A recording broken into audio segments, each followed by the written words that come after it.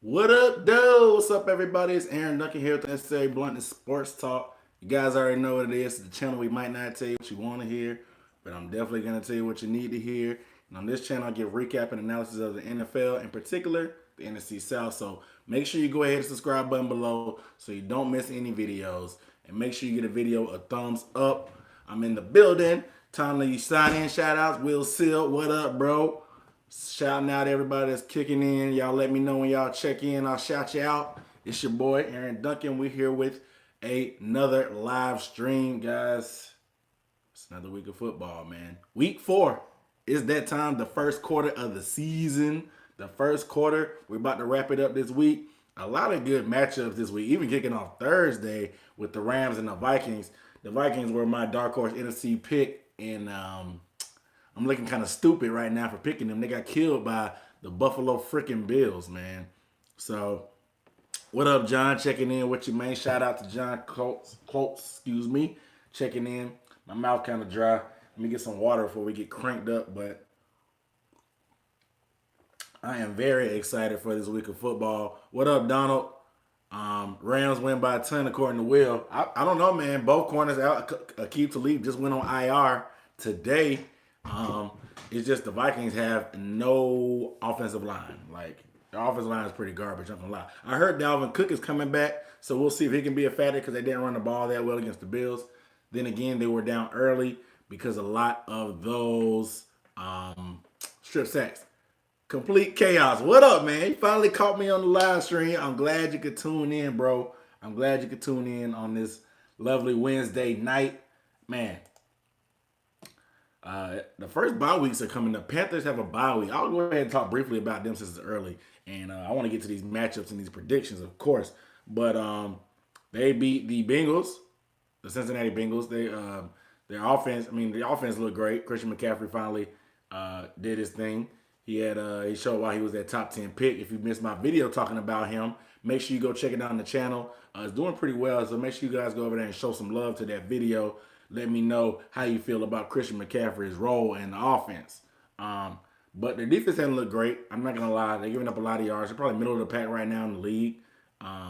But Dante Jackson stepped up, and made some plays. If they can get some playmaking, if they can turn that ball over. I think they'll take turnovers over just being a straight dominant defense like they've been in years past. So it is what it is. But Cam, he's looking pretty comfortable in the North Turner system. Like I said, the defense just has come around, man. So we'll see what happens. But around the league, it's been crazy. I don't know if you guys heard about Everson Griffin from the Vikings, about him going like crazy. So you don't know how I put it, Roger. Yeah, so I don't know. it, I like the trash talk in the comments, of course, about the spam move, but I don't know why Everson Griffin, man. It's been very, very, very strange.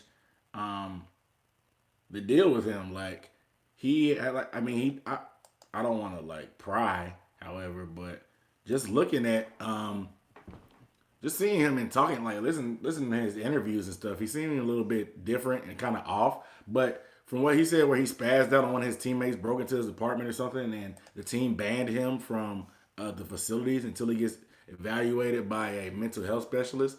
That's kind of crazy to me, man. Like, you never know what these guys going on. They have all this money, but some of these dudes really, really, really have like issues. Yeah, like Donald Clark, you say mental illness is real, man. Like this dude, Everson Griffin, I remember him coming out of high school. Like I remember watching highlights of him at football camps when I was coming out of school playing ball. That he was like at camps just dominating. He was so fast, nobody could literally block him. Granted, it was in shirt and shorts, but he was been a beast. He went to USC, of course, and he's been a pretty big player. I mean, he had the epic interview last year after the Stephon Diggs interview. He was just like holding his hands on his head, but you would have never thought that he was that type of guy. Like the thing, he had some issues like that. So I hope everything's cool with that. I haven't looked too much into it. I saw the breaking news yesterday about it, but I don't think all the details have come out yet. But I just know the team banned him from the facility.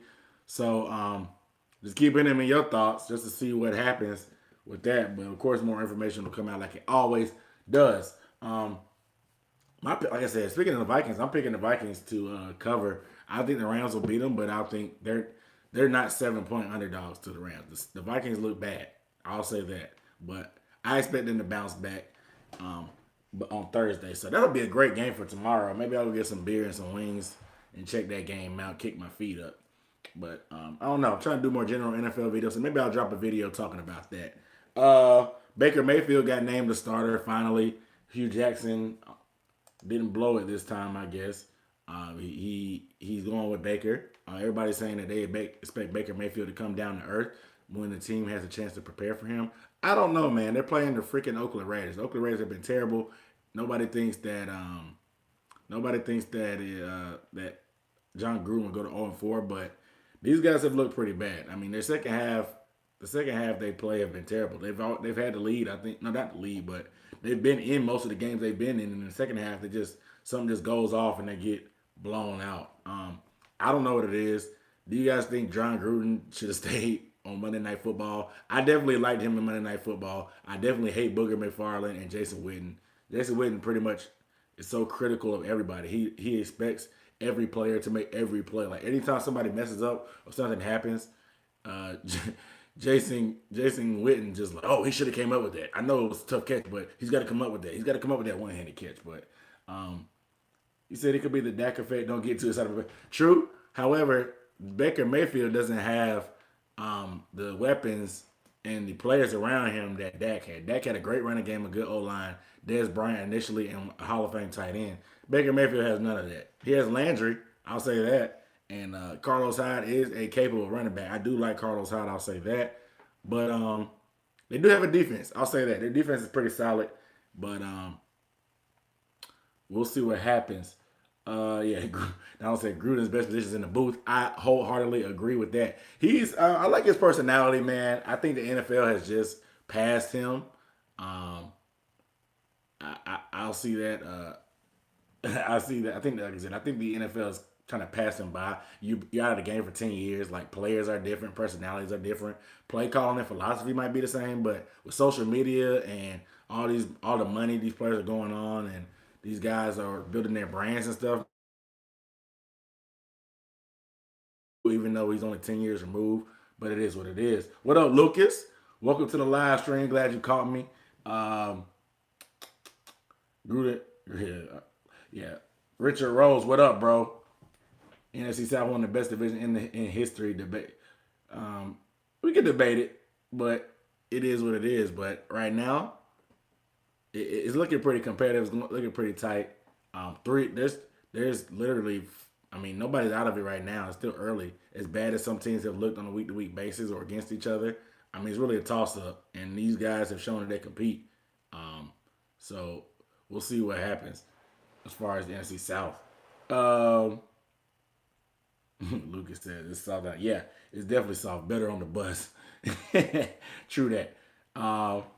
Yeah, the league has gotten soft, man. The roughing the passer penalty, it's just a bad rule. I have no problem with the way they're calling it. It's just I really can't. I can't knock the refs for calling these calls, but it's just a dumb rule. Like I'm not blaming the refs. The refs are actually calling these how they're supposed to be called. I mean, if you look at the rule, that is what it is.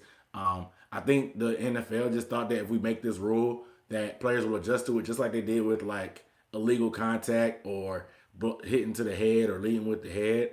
But I don't think it's that easy to adjust for that. Because how can you tackle somebody without putting your weight on them? There's some big quarterbacks in this league that if you don't put your weight on them, they're not going down. So I don't understand why they made that rule. But like I said, illegal contact, I guess you might remember when the Patriots were first building their dynasty, they used to grab and hold all the Colts receivers in the playoffs and pretty much just beat them up to the point where they couldn't get off the line of scrimmage. They were pretty much letting them abuse these receivers, and it was bad. I mean, Peyton Manning pretty much got stymied in the playoffs by the Patriots multiple times,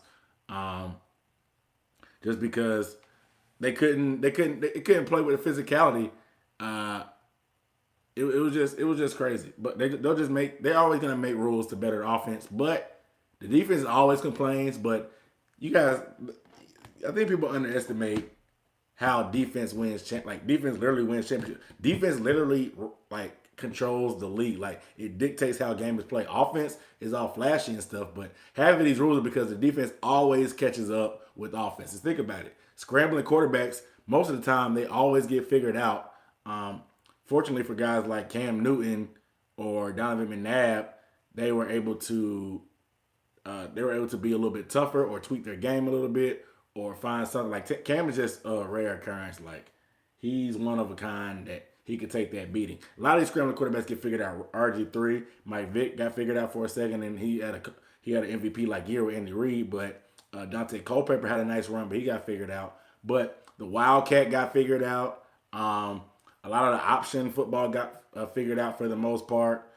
Just a lot of these gimmicks get figured out because the defensive coaches are just that good no matter what kind of rules you put around them. So defenses are going to catch up eventually.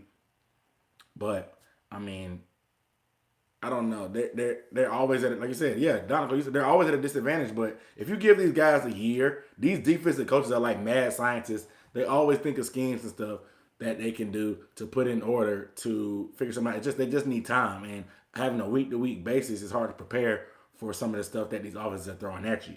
One more thing before the prediction.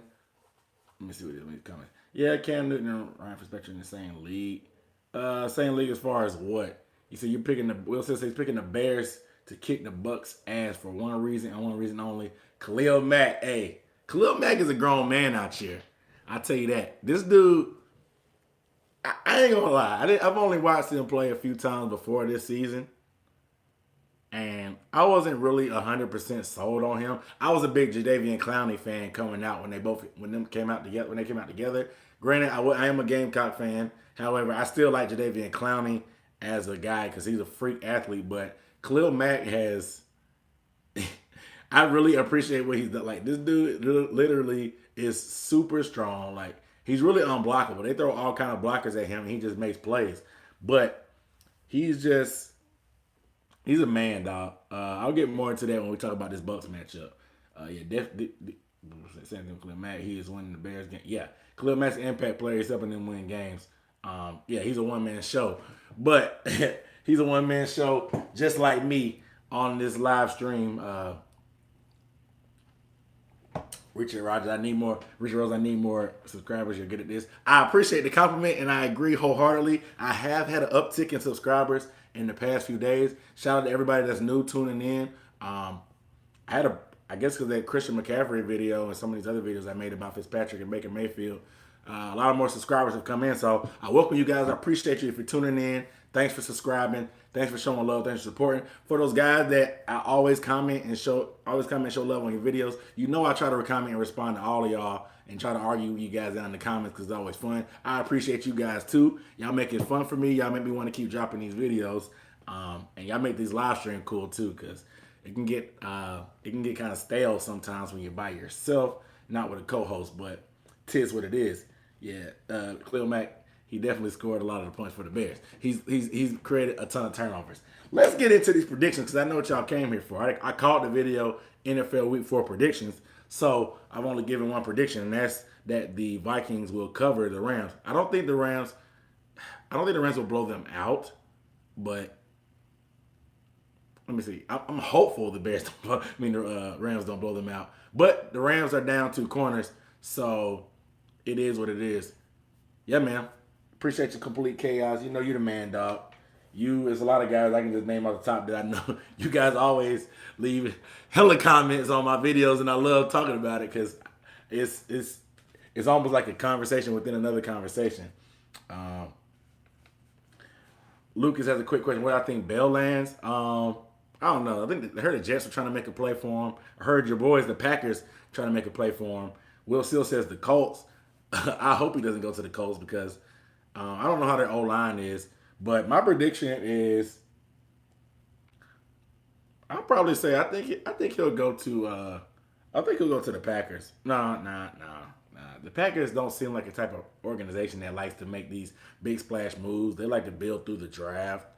I'll say the Jets. They got money to blow, and they got a young quarterback that need some help. Clearly, we saw that against the Bears that he needs some weapons. They don't really have much on the outside, except Robbie Anderson. He's kind of streaky sometimes, and the new one's okay, but he catches a lot of screen passes. You said I hope the Packers wake up. It is. We'll see what happens. All right, let me get back to this prediction. Y'all knocking me off track. If y'all got questions, you know I do the speed round at the end of the show. So make sure y'all drop y'all questions as you go. as we're going, whatever any random things you want to ask about the league or whatever. I'll run through a speed round at the end when I'm closing up. But it's time to get into these matchups. Where are we going to start? We're starting with the Saints and the Giants. The Saints at the Giants. Excuse me, to be exact. Let me get a sip of water before we go in. All right, so it's well documented that the Saints defense has been garbage. Is one way to put it. They can't stop anybody.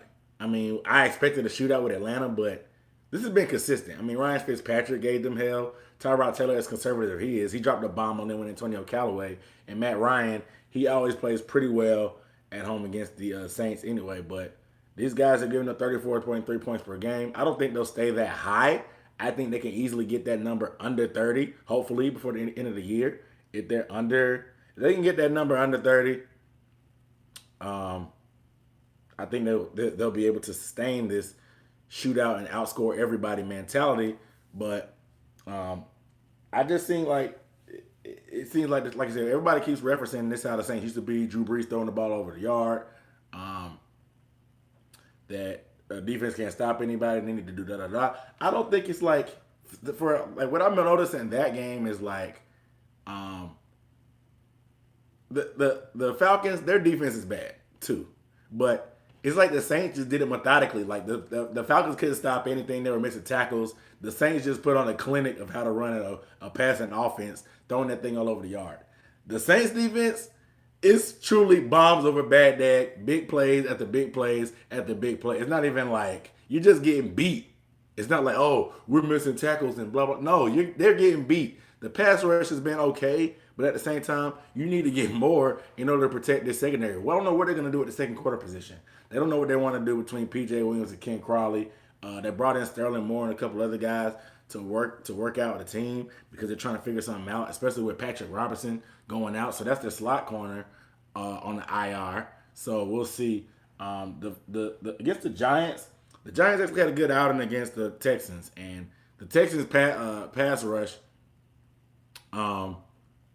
The Texans pass rush is they got Jadeveon Clowney and J.J. Watt, and they got 3 or 4 sacks on Eli. And I know that Cam Jordan is one of the lead leaders in sacks over the past few years. I think he's like number 1 or 2 right now with 4 on the season. But will he be able to make something happen and make Eli, excuse me, will Cam Jordan make Eli be Eli? I don't believe in Eli. Some people want to call him a Hall of Famer. I guess he has the resume, but Eli is not good. However, he can play well, and if the Giants typically stay healthy and he doesn't turn the ball over, takes care of the ball, they usually have a good year. They have weapons, guys. Let's be clear. They have weapons also. Evan Ingram will be hurt in this game, but you guys know they have number 13 out there on the outside. Lattimore will probably be locked up on him. Hopefully they shadow him. Lattimore hasn't had the best season either. However, he's the best guy to match up against Odell in this scenario. Odell is a dog. He had 100 last week, now for 100. And you know what Odell's going to do. He likes playing the Saints because he's from the New Orleans area. Granted, they're not playing in New Orleans, but he's a guy from down there. He went to LSU, of course. He's going to want to put on a show, man. And Odell, they're at home. They got Saquon Barkley. Saquon Barkley had 84 yards in the touch last week. Eli went like 25 for 29. He actually had a great game. My keys to the game, of course, will be, can they get to Eli and make him be Eli? They're going to have to get pressure because the secondary is not going to be able to hold up. I have no faith in them right now. I don't know what they're going to do to improve it. But they have to do something. And in the preseason when I did my scheduling, I had the Saints. I think I had them 2-1 at this point. Anyway, but I had them losing to the Falcons and actually winning their first 2 games. And I actually had my preseason predictions. If you forgot that video, I had the Giants beating the Saints. People asked me, was I smoking crack? Because the Giants were my dark horse team in the NFC East this year. They still are because the NFC East isn't over. However, I reserve the right to change my pick because I don't believe in the Eli Manning-led Giants, mainly because of that offensive line. I think that it'll be a shootout like it was a couple years ago down in the dome. But I don't think that the Giants have anything on defense for the Saints. Like I just think it's ridiculous. I think they're gonna shoot the lights out on this. I got the score at 35-31. I had a good week in the sports betting last week, and I bet the over on that Buccaneers Steelers game, and I got paid. I'm taking the over in this game, no doubt.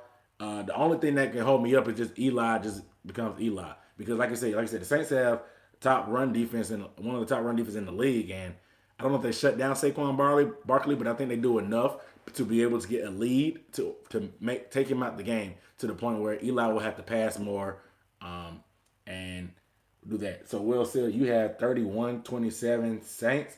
Yours a little bit shy of points than mine, but the point spread is very similar, 4 points. Donald Clark got 31-17. Midgets, I like that one. Dirtbag Don got 27-17. That's it's kind of low scoring. I think the Saints will put up way more points at 27. Not way more, but I give them an extra touchdown on top of that. I don't think, like I said, I don't think that'll happen. Fon Chima, what up, checking in? David C. Winston and Fitzpatrick. I'll get to that when I get to the Bucks prediction. Hold that thought. We'll see what happens. But yeah, like I said, 35-31 Saints. The difference will be the Saints will not be stopped on offense, and they will get enough stops to shut down the run enough to force Eli to be a passer, possibly cause some turnovers, which will be the difference. I think it'll still be a shootout going back and forth. Saints 35-31. Moving on, let's go to the Bucks and the Bears. So we were talking about this. Everybody know the quarterback controversy. That's the question everybody wants answered. Avachima squeezing that 35-24 prediction. Levon says he needs the Saints to lose. Yeah, I mean, the division's going to come down to week 17 anyway, so every win and every loss counts. So for the Bucks, they're in a spot where they were in a different scenario Monday. It's just, look, I'm not a Bucks fan, but I know the pain of the Bucks fan base right now. Like, when you're a team that doesn't get a lot of national media coverage, like, me trying to cover the Bucks is so hard. Like, I have to use Twitter to get a lot of my information and like watch NFL Game Pass and form my own opinions about this, which is fine. I prefer doing my own research, but I have the CBS Sports app, and they literally do no coverage of the Bucks. Like, the only thing they put on the Bucks page is who's injured and who's not, and it's just like they don't get any press, and it makes it hard. That's part of the reasons I wanted to do unnecessary bluntness to give the whole division. The whole division is kind of slept on. That's why I always say that it's the best division, because nobody notices it, and nobody wants to say it. I'll say it. This thing is competitive. It's good every year. There's different winners typically every year, and a lot of teams don't get the coverage, and the Bucks are one of those teams. But like I said, I feel your pain. Like, you don't get much national coverage, and when you play on national television, like, you want to make the best impression you can on the world. Like, you don't really care about what the world says, because you know they don't watch your games every week like you do, and they talk trash and make opinions without any kind of evidence to back it up, or with any kind of knowledge of what's actually going on with the team. So you want your team to play so well when on national television, when everybody's watching, and when they lose, it sucks so bad. Like, it's just tough, because you want to make that impression, but when they fall short, everybody thinks, oh, the Bucks need to do this, that, whatever. Like, dude, you haven't seen them play all year. They've been doing this, that, or the third all year, and you're trying to form your opinion off one game and one Monday Night Football game, and it's really just whatever. But like I said, the national media doesn't give the Bucks the credit they deserve. The Fitzpatrick thing has kind of brought some spotlight on it, and the quarterback controversy has. That's kind of not the spot. That's kind of not the attention you want on the team. However, you take it how it comes when you're a team that doesn't get too much coverage. But the way, both quarterbacks on the game plan, but the public doesn't know what's going to say. Yeah, we'll see. From what I heard is Fitz has been taking most of the reps with the first team, and he's kind of expected to start. So I agree with the decision, but because this guy had one bad half out of 3 games. You got to ride the hot hand, man. He brought you back. He, like I said, he made the mess. I made the video before where he made the mess and he almost cleaned it up for him. But you got to ride with the hot hand. Like everybody's been saying, you got to ride with the hot hand. Just the confidence and the swag and the chemistry this team has been playing with Fitzpatrick in there is ridiculous. Some guy was talking about the last 6 games for the past 2 players. Ryan Fitzpatrick has had like a 7-point difference in points per game, and the record is like 5-1 or 4. I forgot what the record was. I think it's 5-1 over his last 6 versus Jameis' last 6 were 1-5, something like that. I didn't look into the numbers too deeply, but and it's a different sample size. Granted, last year's weapons were a little bit. I mean, last year's O line was definitely a lot worse than this year's O line. The O line is playing a lot better this time around, which is one of the products of why Fitzpatrick is playing well. People were talking about how that they played bad on Monday, but I'll say that Fitzpatrick kind of held the ball too much. I mean, they blitzed him. They took away some of the initial reads and made him hold the ball and think a little bit more. Before he was playing, like he was doing these play action. As soon as he turned around and set up the throw, he was letting go of the ball. He was very decisive. He knew exactly where he wanted to go, and he just was kind of playing without a care. Not playing without a care like reckless type of thing, but he just knew that like I'm gonna give my guys a chance to make a play. Make a play, and they did. I mean, you have the playmakers. You got a big body tight end that's 6'6" like OJ Howard. You got Deshaun Jackson who can still run by anybody in the league. You have Mike Evans who's run like a freaking gazelle, and he can get deep, and he's got a huge catch radius. Chris Godwin is coming onto the scene. Granted, he had those drops, so that is probably the first one. He had the drops and the fumble, but this dude is probably one of the better number 3 receivers playing right now. You have weapons. Now the running game has to get more consistent because these shootouts aren't going to be sustainable. I don't think so. Like they tend to sizzle off in the second half when it comes to the running game. They just have to be more consistent with it. If you look at Peyton's numbers, they're pretty decent. I mean, I think it was 4.4 yards per carry Monday night. But once you get down 30-10 or whatever score they were down, 20-10, whatever they were down, you can't you take the running game out of the equation. Like when you're down that many possessions, you have to throw the ball, and clearly that's what helped them get back in the game. Now that not BS, it was a good call, but it really didn't play a factor in that punt return by Deshaun. Had that call not been made, I think it's a whole new ball game. Because I think if the Bucs got the ball back, they probably would have scored and won. Unfortunately, the defense can't hold up and get the ball back that one last time, but it is what it is. Peyton Barber. I want to see why Ronald Jones isn't getting more burn. Like this dude was a 2nd-round pick. I predicted him to be very Jamal Charles like. Maybe he's a guy that I know he's not great out the backfield catching balls, but I think they should try to give him some more carries just to get your money's worth out of a 2nd-round pick, bro. Like you got him, he's got the speed. Maybe he can take advantage. Oh, he said Donovan said he's been hurt. Yeah. Okay. So that makes sense. He's been hurt, and Will Seal, he's a healthy scratch. That's what I thought. I thought he was banged up initially, but I thought he had been a healthy scratch just because they weren't comfortable with him in like pass pro and pass catching scenarios from what I thought. And I noticed what they were saying early on in preseason also. I'll do some more research on what's going on with Rojo, but they got to be more consistent with the running game, period. Whoever's in the backfield. Peyton Barber's not doing terrible, but it is what it is. Donald Clark keeps calling him Pamper Bay. And that's pretty, I don't know, I'm not going to call it original because I'm sure somebody has come up with that and said that before, but that's the first time I've heard it, and that's pretty hilarious to me. Do you guys notice how every NFC South team has a petty nickname for the opposition, from the Falcons to the Aints to Pamper Bay to the what do they call the Panthers? What is everybody's nickname for the Panthers? Is it not suitable for work type of name, or what is it? Like, I don't know. The Aints, the Falcons, the Falcons. I've heard all those. But it is what it is. But yeah, Sean Wilson is. Oh, they said they wanted Sean Wilson as a kick return. Yeah, and I did see Sean Wilson get a couple carries early on in that game. Sometime during the game too. Yeah, Yeah, Afina said everybody has some dogs at running back except Tampa. Yeah, everybody has running backs except Tampa Bay. Like everybody has at least two running backs, and Tampa Bay can't get one consistent guy to run the Panthers. Can't get one guy to lead the running game. Like I said, I think just give more opportunity to Peyton Barber, and we'll see what happens. But the Bucks and the Bears, like this will be the ultimate test for the Bucks defense. Offensive line and defensive line. Offensive line because we already know who they have. Khalil Mack. They got some guys at linebacker there, Trevathan and Leonard Floyd, guys like that, and their DBs are pretty solid.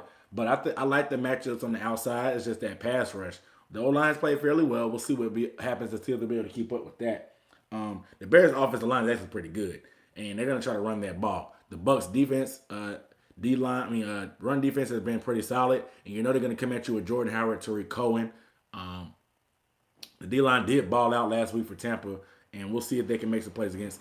Like I said, the Bears' O line is good, man. Kyle Long, one of the better tackles in the league. Some of the other guys on that line slipped my mind, but how will the line hold up? Mitch Trubisky is not putting fear in anybody's heart, bro. He's not a good quarterback to me. He was overrated. He barely started any games in college at North Carolina at that. He's scared to throw the ball downfield. They'll probably have a great game plan. Akeem Hicks, yeah, true, on the D-line. They'll probably have a great game plan in order for him like they did the other night. And just let him nickel him down the ball downfield and don't make mistakes, which will be the motto for him. But will the Bucks be able to force some turnovers? How will the turnover? My prediction for this game is the turnover battle will dictate how this game goes. I don't think the Bucks scores nearly as many points as they usually do because of the Bears' defense. Most of their games are not knockout, low scoring and slobber knockers, I guess you want to call it. But like I said, Fitz is not gonna be able to hold on to the ball. Not gonna be able to hold on to the ball like he did this past week versus the Steelers. Steelers offense is trash. Defensive line is trash, not offense. Excuse me. And they put on film that if you blitz Fitzpatrick and make him second guess what he's thinking, you can actually get him and get some turnovers off of him. Now he can't turn over the ball. If he does, it can't be resulting in points because these guys had that many turnovers. If you take away 2 of those turnovers from Monday, they probably win the game. Or some of those penalties or whatever, they probably win that game. They can't kill themselves. The Bucks can't beat the Bucks. Fitz must be decisive. However, even though I'm not concerned about Trubisky, my prediction will be the turnovers. Like I said, will be the difference. I think that they turn the ball over a few too many times. Ryan Fitzpatrick will be starting from what I've heard. I heard he's taking most of the reps in the beginning of the game. I don't know how long his leash is, but like I said, he's been taking the first team reps in practice. I had this a lower scoring game. They're averaging a lot of points, but he's not putting up 400 yards passing on the Bears. But my final score is 20-14 Bears. Like I said, turnovers will be the difference. They fall to 2-2. However, going into the bye week. However, I think if they lose this Sunday, the hype train for Jameis Winston is gonna be even faster and even higher and even louder because if Fitzpatrick loses another, at least if they lose and he doesn't play well, expect them to put the media to put pressure on Winston to be able to play. All right, last game. You guys' favorite team, the Falcons, to take on the Red Rifle, Andy Dalton, and the Cincinnati Bengals. Both teams are beat up like everybody else in the league. I keep tired of hearing these freaking excuses by these different teams that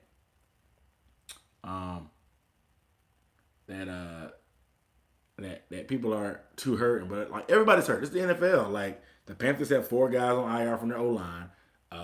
The Saints, their secondary is beat up.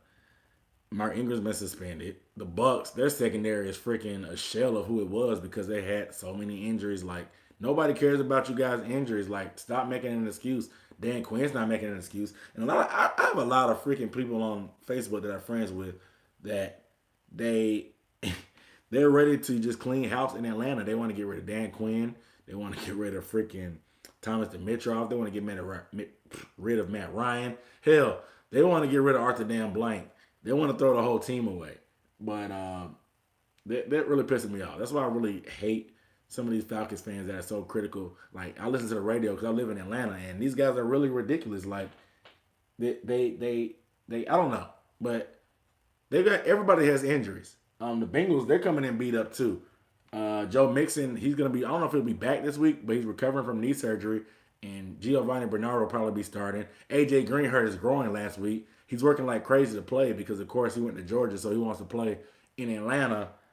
Their center is hurt, and it's just a bevy of guys and that are hurt that they're gonna have to try to overcome.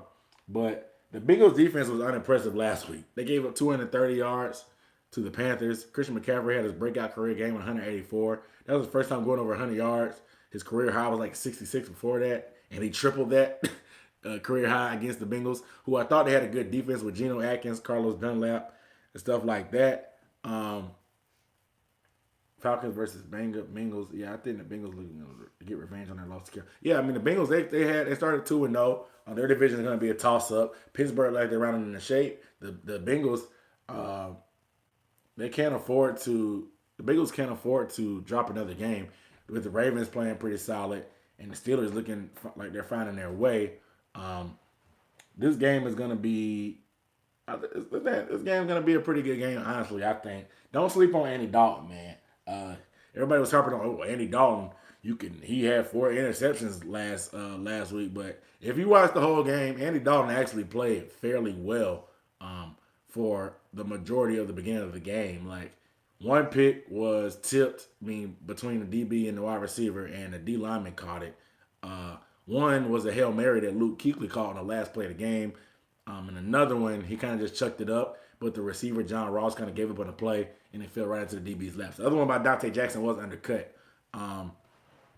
Dalton, Complete Chaos said he came into the Benz last year and won. Dalton can get hot. However, AJ Green will be out.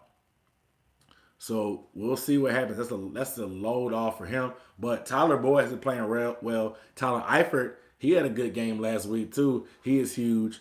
And he can come up with some big catches. I know Benjamin Watson, he had a pretty good game last week against the Saints. He had a pretty good game against the Falcons. So we'll see if they'll be able to stop them.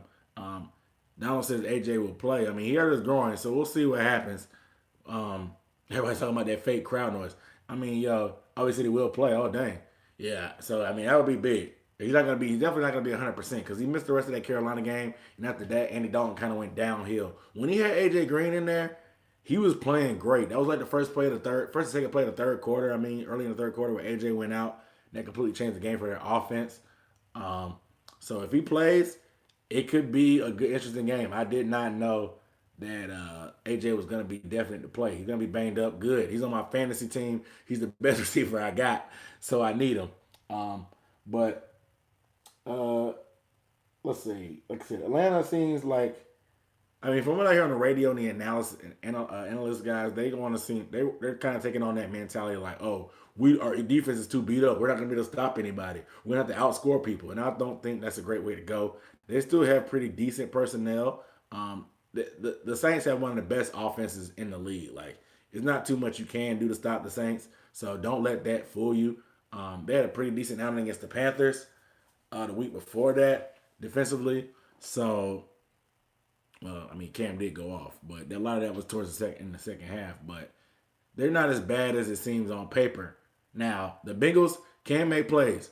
I'll say the X factor in this game. Listen, guys, the X factor in this game will be Giovanni Bernard and Geno Atkins. Two guys named Giovanni and Geno. Kind of funny. But Giovanni Bernard, why he'll be a factor is because I want to see how the Falcons, what adjustments they make. I know Deion Jones is out at linebacker. Ricardo Allen will be out. He's one of the guys that use the guard running backs at the backfield. We saw Christian McCaffrey had 14 catches out of the backfield one week. We also saw Kamara have 15 catches also. And Giovanni Bernard is a small guy. He's not a great running back as far as like in between the tackles, but he's shifty. He can catch passes and check downs. Will they try to take advantage of those lines, like clear it out and take advantage of Giovanni Bernard getting underneath catches? I think it's a formula for success to be able to lighten up the secondary against everybody else. If AJ Green, like you said, if AJ Green plays, if he's anything above 75%,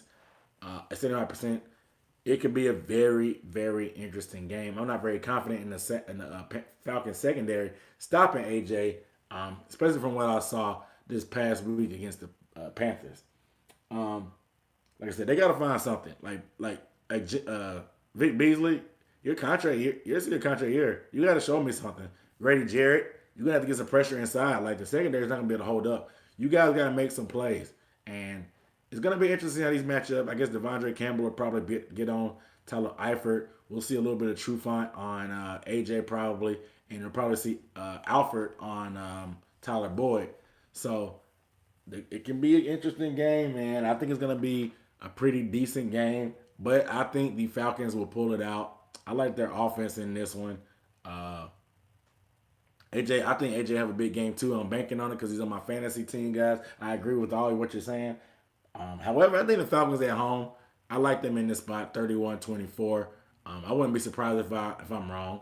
And you're right, Donald does have a lot of hate for the Falcons. Donald has a lot of hate for everybody, every team that's not his team, and he's going in on pretty much every team in this chat. And I like it though; it's funny. Donald says Cincinnati. What's your score prediction, Donald? You already gave your prediction. Will says 27-21 Bengals. Falcons aren't going anywhere with those injuries. Yeah, those injuries, man, they'll take a toll on them. So we'll see what happens. Alavon, I know you missed the Panthers portion.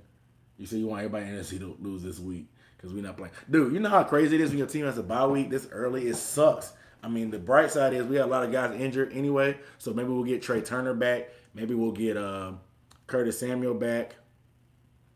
Donald Clark says 24-17 Cincy. Fairly decent score. But TD won't be back just next week. TD has one more game. It was 4 games, not 4 weeks, unfortunately. But when TD gets back, he's gonna be fresh, fresh as a mother lover, fresh as a newborn baby.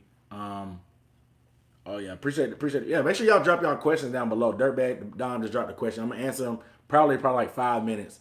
Do the speed round because I've already gone through my predictions. I'm just kind of going through now. It should be 4 weeks. I think it's 4 games, man. Just because it's four game checks worth more than anything, more than just 4 weeks. I'll dig into it a little bit more to confirm, but the bye week sucks. I mean, 2 weeks without watching your team play. They need this bye week though. Trey Turner, Curtis Samuel. We'll see if TD comes back if he's whatever. I mean, that's pretty much all we're getting back on that end. I don't know if Cersei they put him on IR. Let's talk about Eric Reed. Torrey Smith put a lot of pressure. He called out the team to Birdman will be back too. They kind of put out pressure on the team to sign Torrey Smith. Torrey Smith, he played with Eric Reed, who's a Pro Bowl safety at one point. They need safety help. I mean, Colin Jones is definitely not the answer. I talked about him a little bit in my reaction video, but he's definitely not the answer in my opinion because he's not athletic enough. I guess is a nice way to put it for the league. He I don't know, but Eric Reed would definitely be a good addition. I don't think he'll be that much of a distraction. I think the way the Panthers are set up now, the culture is too strong between Luke and Cam Newton for any kind of distraction like that to affect what's going on. We got a lot of good leadership, a lot of good vets like Pep, TD, Greg Olsen. I mean, dude, there's too many solid vets. They need to go ahead and make Eric Reed happen. I mean, that secondary is improved. Corner has improved a lot, and that could be the missing piece for them. Let's see. Hold on. Dog is like whining. Sorry. All right. It's getting late. It's speed round time. Y'all drop y'all questions. I'm about to get going on them, reacting to y'all comments. Let's get into it. Let me see. The Fitzpatrick and Jameis. Fitzpatrick will start this week. I think they play it by ear. I think the leash could be short if he turns the ball over early like he did last week. Because I don't think they can afford to wait around and let him try to throw them back into the game. So I think if they know that you're going to throw the ball that much, He might make some mistakes. Now we'll see what Jameis does. He'll maybe be rusty, but with better protection like they have now, and Jameis being healthy with that shoulder that was hurt last year, I think Jameis may be able to make the playoffs. Not the I think Jameis got to make some plays, not the playoffs. I'm not going to crown them early, like you said. Um, let's see. Falcons make excuses. Fair weather fans never win a championship. Uh, let's see. Really, that was a team. Yeah, I mean, look, I agree. It was a team loss. Everybody wants to blame it on people, but Atlanta, they got to come together, and I think they'll win. Um, we'll see what happens. Dalton, let's see. Falcons had a pump fake music. That's funny. Uh, Will Sills at 27-21 Bengals. Let's see. But yeah, the best team in the league, Kansas City or LA? From Dirtbag Dom. Shout out to Dirtbag Dom for the question. Who's the best team in the league, the Chiefs or the Rams? I'll say the Rams right now because like I said before, defense is going to win championships. The Kansas City Chiefs can't stop anybody. Patrick Mahomes has been hot on fire, and it's pretty hard to stop all the weapons they have. But I don't know, man. It's just the Rams. They have it. They have it all. I mean, they have a lot of talent. I'm not really a big fan of saying the Rams. I mean, you can buy rings by bringing in a bunch of players because you need chemistry. And I picked them to self implode because their locker room. They have Sue Donald, freaking Aqib Talib, and Marcus Peters, like four hotheads. So we'll see what happens. And the linebackers are kind of weak, but I don't know. We'll see what happens from them. But like I said, I think the Rams are better. I think the Kansas City Chiefs will sizzle off. Typical Andy Reid team has a great regular season, and they look somewhat so promising, and then they'll sizzle off in the playoffs. It could be different, but I doubt it. Next question. Like I said, I'm going to speed round. Make sure you guys keep dropping these questions. Will Still says, in his opinion, Talib was a big loss, and the Rams haven't played anyone good yet. True. They beat up on the Cardinals, the Raiders, and who did they play before that? I don't know. But the Vikings have won the last 6 games. My Thursday Night Football prediction, bet.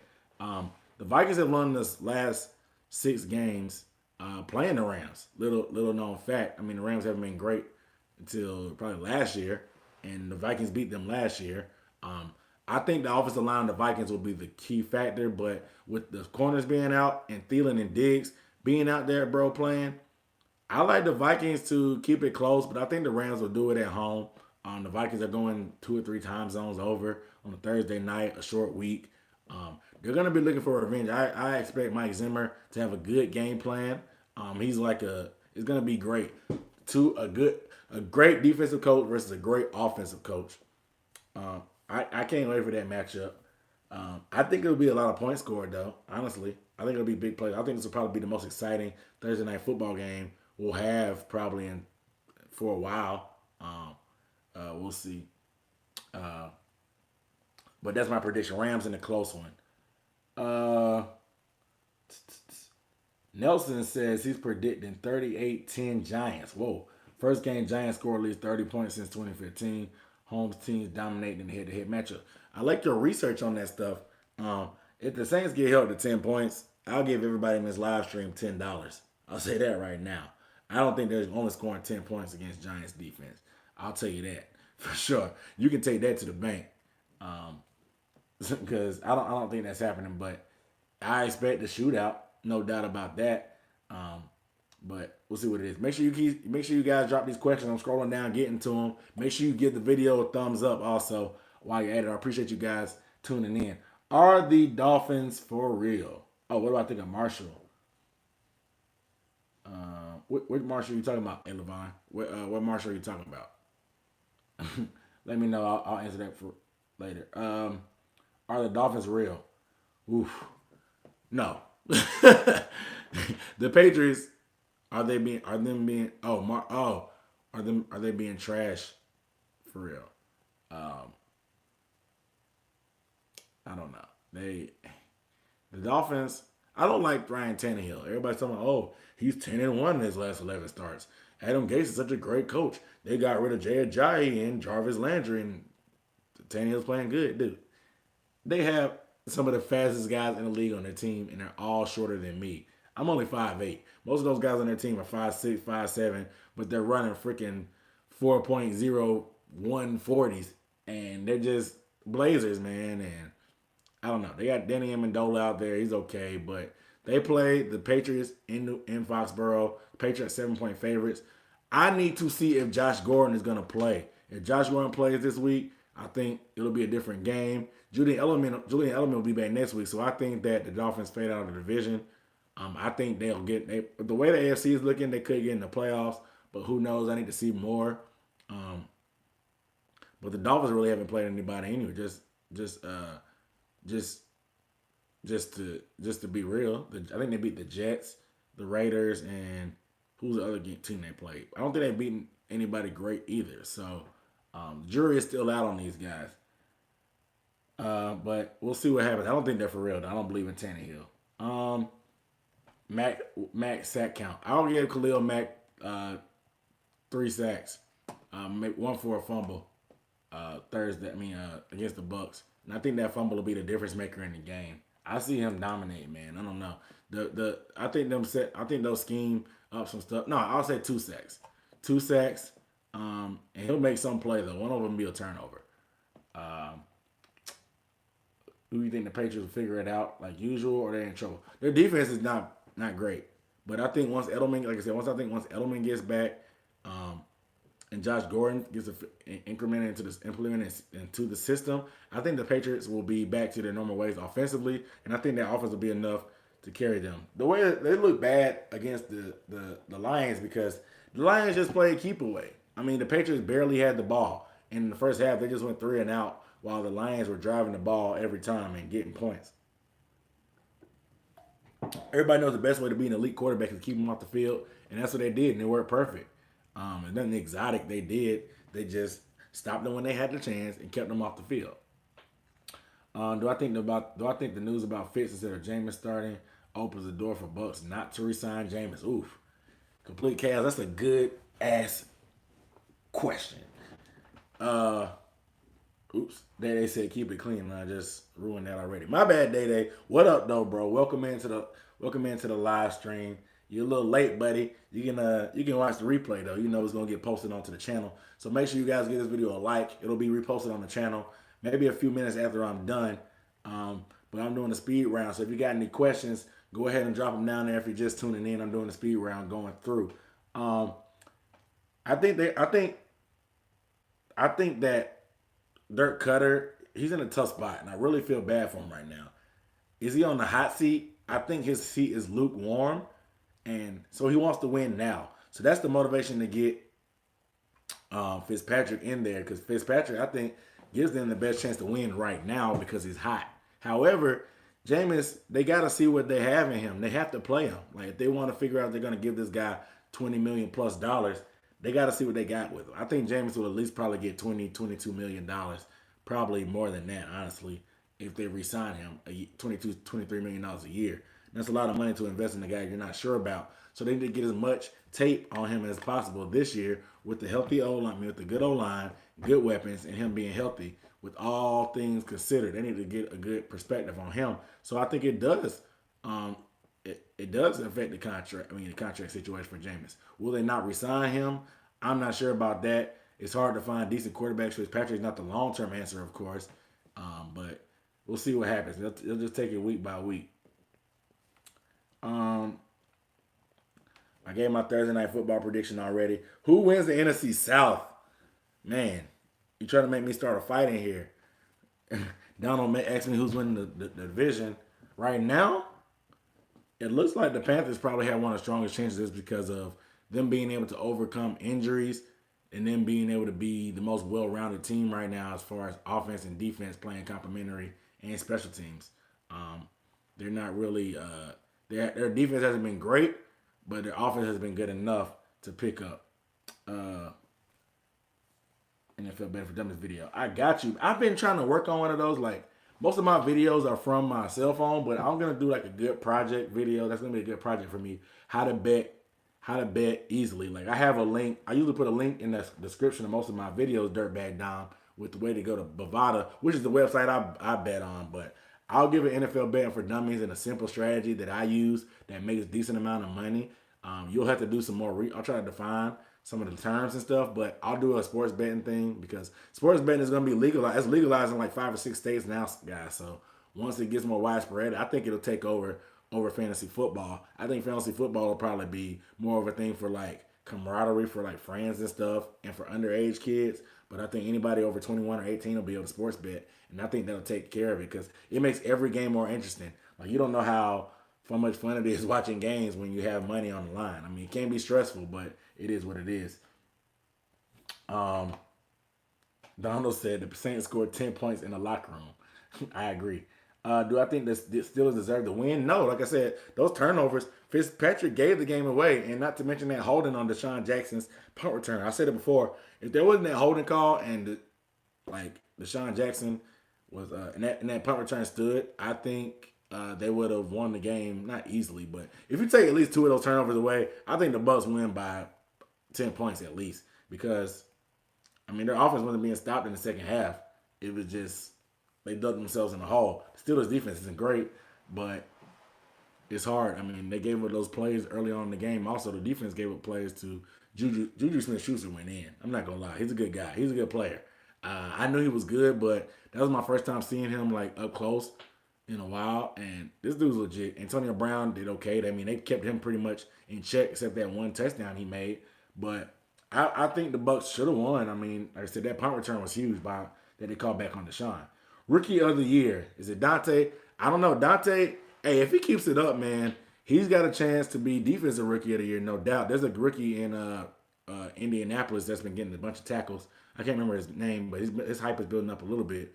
But I don't know so far. But Dante, a couple more picks by Dante.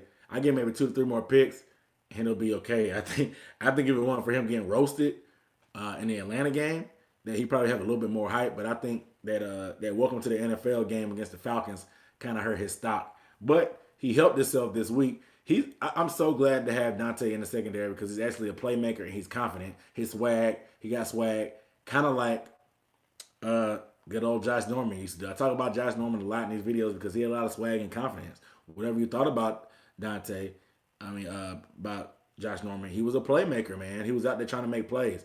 Bradbury is physical, but he seems to be out there and more satisfied with just breaking the passes up or letting the guy catch it and just making the tackle to make sure he doesn't do anything, which is okay. But I like Dante. He's a playmaker. He has a speed, he has a swag, and he's physical too. Even for a little dude, you see him boom that guy on the sideline this game. And Dante has a chance, man. I definitely voted for him to be.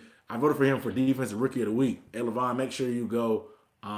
Make sure you go vote for Dante for defensive rookie of the week. If you haven't already, get that man up there. Let's move on.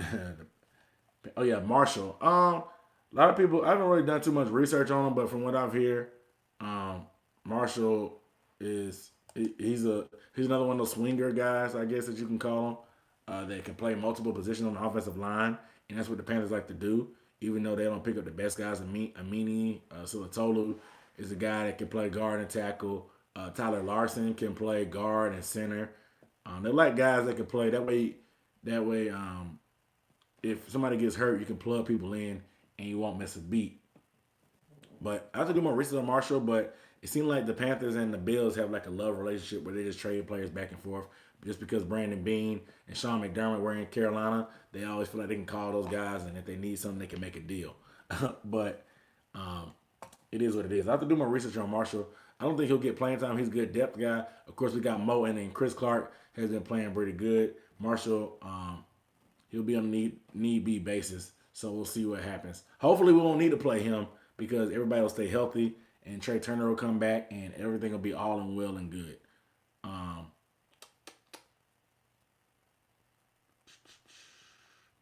Tannehill is Blake Bortles. I agree. You saw what Blake Bortles did this week. I don't believe in Blake Bortles. That's why I actually picked the Jaguars to miss the playoffs. I felt kind of stupid after they beat the Patriots, but seeing them only put up 9 points made me feel better about my bold prediction. Like I said, my bold prediction was the Jaguars to miss the playoffs this year. Another one where the Seahawks to have a top 10 draft pick. I picked the Giants to win the NFC East. I picked Kirk Cousins as an MVP candidate. Those are very bold. If you want to see those bold predictions, you got to go check out the Facebook channel and the Facebook page, FB. I'll put the link in the chat. Hopefully I can type today. I usually have trouble. Drop that on Facebook. It'll take you there. Donald Gonzalez, I appreciate the love, man. I appreciate the love. I'm trying to keep it up, stay motivated, man. Make sure you guys share these videos. Tell your friends about these live streams too. Every Wednesday at 8 o'clock is a live stream. Every Wednesday, I'm doing an hour at least. Every Wednesday, somewhere between 8 and 8:30. I know I've been late the past 2 weeks, so it'll be somewhere between 8 and 8:30. They said just repeat everything so I don't have to watch the replay. Yeah, I can't do that again. I got a bedtime. Even a grown dude like me has a bedtime. You know, I got to get up early to beat this Atlanta traffic when I go to work. Dirtbag Dom, I will definitely do the NFL betting for dummies. I'm gonna try to get a blog going. I don't know, how do you guys feel about blogs? Let me know, or do you just like YouTube better? I mean, writing is a little bit tougher, not tougher for me, but it takes a little bit more time. And I like doing videos because I used to be a little bit bashful about being on camera, but after a while and getting love from you guys, it makes me feel a lot better and more comfortable being on camera. But a website is definitely the way to go, just in case one day YouTube just crashes. I need something to fall back on, so I'll need my website. I'll need a website. So I'm working on that stuff, dude. I'm not the most technically sound person. I'm not the most technically sound person, but I'm only one me doing this, so I'll try to do what I can. But that NFL betting for dummies is coming. I'll even do walkthrough how to use the websites that I use and what I look for, because I get my picks for free. They're not always the best, but I use the free picks and my knowledge to make a little bit of money every now and then. I do okay. I'm still trying to work on it because I'm not the best, but if I ever hit it big, I'm being a full-time gambler for sports. So the Bucks got a lot too many weapons. Said Panthers and Saints going head to head for the division. I agree.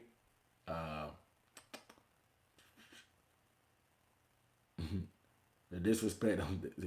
I'm not saying they're gonna do anything, but the Bucks are still in the lead for that. Yeah, I mean the Bucks are still in first place right now. I mean you got to give them respect. I mean they did beat the Saints, so you gotta get credit where credit's due. Don't get mad, Will Seals. Saints fans give nobody credit ever. They always either. Let me tell you how they always try to win arguments. They won't give you credit. They'll deny it. They'll say they won a division last year. They say they swept the Panthers. They'll say that they have a Super Bowl ring whenever the Falcons try to talk trash to them. And I've just learned that from dealing with the Saints fans that I know. It's pretty funny. Some of these groups that I'm in, some of the friends I have, because I know these Saints fans pretty well. Yeah, the whole division is up for grabs. For sure, people are already saying the same for the Panthers. We want 17, yeah. Donald Clark said I do a great job. I'm just confused with the Panthers. Hey, man, I gotta be loyal, man. I'm from South Carolina. My first football jersey was in 1995 was a Sean Gilbert jersey for Christmas. Ever since '95, I've been a Panthers fan. I had some other teams along the way, but I always kept the Panthers as my team. I used to like the Kansas City Chiefs once upon a time. Donald says he thinks the Bucks will fall out. Says the Falcons taking the South. They're more complete if both teams can figure out the defense. Donald, how can they be complete teams if they haven't figured out the defense? I mean, the Panthers are the most well-rounded team right now. So it is what it is. They said primetime speech, 8 o'clock, I go live. Will still said, I would agree if the Falcons didn't lose all the secondary. Will say he's going with the Panthers. Complete Chaos says he likes YouTube for sure. Elevon said my NFL IQ is on point. I appreciate it, man. Like, I've always been a student of the game, man. That's why I like football. Like, it's deeper than just playing out there and beating people up. There's different strat. Like, maybe I'll do I appreciate it, man. I appreciate the love. I appreciate y'all support, man. To make money percent. Yeah, if I could do this full time, I would love it. But I'm not gonna quit my job right now at this point. I only have a couple hundred subscribers, but I'm happy for you guys, period, because when you have this many subscribers, I can really do stuff like this where I can talk to you guys and I recognize most of you guys, and we know how it goes every week with the conversations we have, and I appreciate all the conversations and the love we have because with the way the division is set up, we all know how good the division is. We all know how good the teams are. Everybody's familiar with each other, and we all we got. He said, "Who's going to get stiff arm by by McCaffrey?" McCaffrey, that stiff arm was mean. I think I'm gonna do an NFL video like where someone like just different basic stuff that you like to put like two and two together. Like there's always for one thing, and there's always another. Like different things play off of each other in the NFL, and maybe I'll do a little video about different things that I pay attention to and different keys. About that, I'll have to write that out though. Maybe that'll be an off-season project for me to do that little breakdown of like just NFL like and football, the way I look at it and stuff like that. Just a different way to look at it. Will say I appreciate the love. Like I said, I appreciate the love, Donald. I like hate. You say we don't blame that on you. You got all you got all you got all the cool catchphrases, Donald. You got it, man. You got more than me. I ain't gonna lie. The best division is the NFC East. What? What are you talking about? Nelson, I need you to elaborate right now. Christian Ack or Christian AK, whatever your name is. I don't know is it Ack or AK? Yeah, that's a lie. The NFC East is not. The NFC least is what I call it. Donald said the defense data just not clicking. Saints double Julio and left really wide open for a mess. Yeah, Donald, I agree. That was the equation. Oh, AK, yeah, all right, I figured. But yeah, Calvin Ridley, man, this is what they drafted him for. They knew all the attention Julio was going to get, and with his speed and how smooth he is running routes, Calvin Ridley should continue to do numbers. Saints versus Giants. Oh, my prediction for that game? What was that final score I picked? I picked the Saints to win 35-31. You can go back and watch the replay to see my exact analysis. But yeah, just rewind the live stream. Super Bowl wins, yeah, okay. I'm talking about just present now. Like the past 5-6 years, the division has been pretty much one of the best for sure. Especially with MVPs, top defenses, top bottom. If you look around the league, I mean that's 101. 48-21 Saints, a lot of points. I picked 35-21 Saints. 35-31 Saints. I think Odell goes off, but I think that the Saints are able to get enough. I think the Saints are able to get enough stops and stop the run decent enough that the Giants won't be able to keep up. Because I think the Saints offense will be able to get whatever they want. But it could be a shootout. Like I mean, you guys remember that shootout they had in the Dome a couple years back, where it was like the biggest fantasy football explosion ever, and like it was ridiculous. Like where I think it was just one of the craziest scoring games I've ever seen. But I think Odell has a good game, man. Yeah, 51-48. That was a basketball college score. You at the game, you definitely got your money's worth if you went to that game. Nelson says 38-10 Giants. Somebody said 38-10. He said 38-10 Giants. I already said that. The Saints ain't score. Like I said, I will put this out right now. You guys can record this. I'll put this on Instagram. If the Saints only score 10 points, I will give everybody in this live stream $10. I see 9 people right now. That's $90. I will give everybody in this live stream $10 if the Saints only score 10 points. Nelson, you wilding out, man, but it is what it is. He said, Nelson, you Nelson is tripping. Both Donalds in here to get out of here. That ain't happening. But couple closing thoughts. The Falcons, we'll see what they do with those injuries. Panthers, they're in their bye week. See if they can get healthy. We'll see what they do with the offense. Christian McCaffrey had a good game, but I don't think 28 carries is sustainable. They're gonna have to get DJ Moore involved more. I still think they should get CJ Anderson involved more. Cam looks comfortable. He's running the ball enough and making plays. I like what they're doing. The Saints, they gotta figure out what they're gonna do at the number 2 corner. We'll see what happens. They're bringing in some guys for the workout. A lot of guys are banged up, but I'm expecting them to play. I think a lot of guys were limited in practice. Kamara was limited today. Was Cam limited today too? Cam Jordan limited in practice today? I don't know, but most of those guys will probably play. We'll see. I think you really get the legit injury report on Friday, so that'll be the telltale.